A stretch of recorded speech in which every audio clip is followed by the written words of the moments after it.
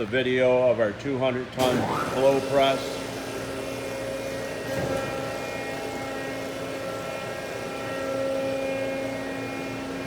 This is where you adjust your tonnage at from the panel box.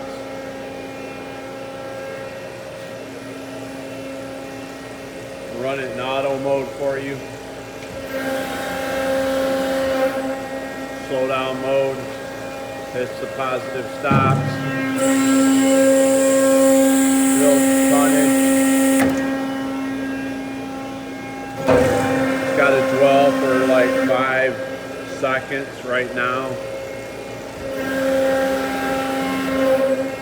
The only thing I am waiting on right now is a recirculating pump seal, which is right here. That should be in the next couple days, and I'll install it, and if all goes well, should be ready to ship.